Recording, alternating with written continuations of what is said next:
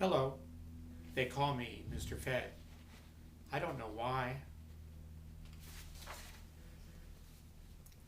Many of you saw the feature film in the last year, The Diving Bell and the Butterfly. That film is about a man in the height of his professional career who undergoes a tragic accident and is completely paralyzed and can only blink his eyes to communicate. Nonetheless, through thousands of eye blinks, he communicates his experience, one letter at a time, into a compelling book that was made into an amazing movie. The financial markets last week were also quite ill, although not quite that bad. The financial markets are in the intensive care unit, the ICU, of the hospital. However, in the last week, the patient has consciously moved his hands on a few occasions and now appears to be coming out of his coma. The situation is still extremely serious and the patient is in intensive care. This is no joke. The economy never should have wound up in the intensive care unit in the first place, thanks to leveraging.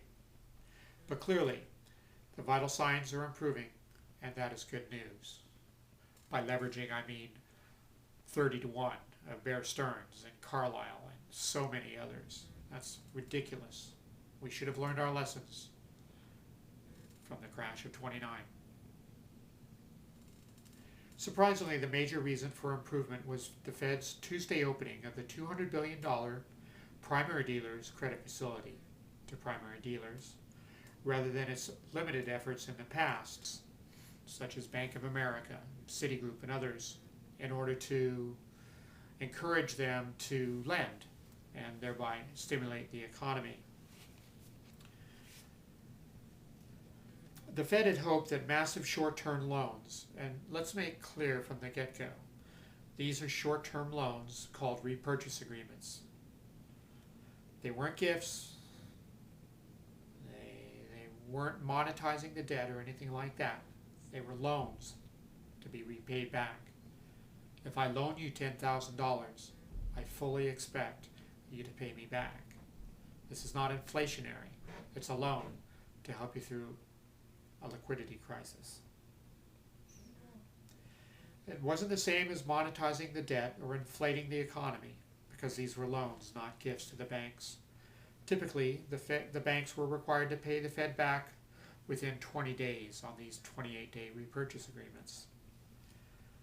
Unfortunately, in the past, however, for the last 9 months or so, the banks weren't issuing much new credit at all. They were hoarding the money. The Fed continually offered and encouraged them to loan the money to try to get some activity going. In fact, most of the banks seem to be just hoarding their treasuries, their treasury bills, notes, and bonds, and holding on to their gains in their value as interest rates plunged and treasuries became more valuable. But the banks just weren't issuing new credit on the whole, and this helped to cause mortgage rates to actually increase, the exact opposite of the intended effect. Additionally, so many banks refused to participate in any activity with any type of risk, it seemed, and as a result, key sectors of the money markets were seizing up, left and right, due to lack of market makers setting bid prices for various types of paper. In sum, the medication was having no effect, and the patient was lapsing into coma, suffering occasional seizures, such as the collapse of Thornburg, Carlyle Capital, and Bear Stearns. Some of the signs of improvement last week came as the cost of insuring corporate and bank debt against default. The cost of this insurance became cheaper. These credit default swaps had become incredibly expensive, leading to standard models projecting a dramatically increased probability of massive and widespread corporate defaults. Read the Financial Times for more. After the opening of the new credit facility loans, these are loans, not gifts,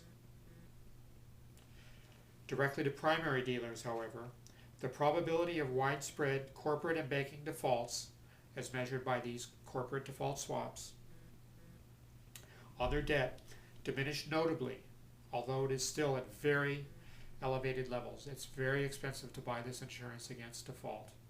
By no means are we out of the woods yet. Not at all. But the patient in the intensive care unit moved his hands, and its vital signs are improving. Readers of the Financial Times, by far the world's finest financial newspaper, awoke to Alan Greenspan's ominous opinion prominently featured last Monday. In that piece, Greenspan stated, "The current financial crisis in the U.S. is likely to be judged, in retrospect, as the most wrenching since the end of the Second World War. It will end eventually when home prices stabilize. The collapse in home prices is a deflationary bias in the economy. According to Greenspan, it's the most important variable that is at play here." It's worth noting that although the adjustment upward in interest rates, so-called resets on subprime mortgages, will peak in August of this year, foreclosure of homes typically does not occur until 18 months after the first missed mortgage payment. There's a lag, a long lag of on the median lag between your first missed payment and foreclosure is 18 months. So it is clear that absent strong steps to stabilize housing prices, which could require the waking of President Bush, house prices seem likely to continue plummeting well into next year.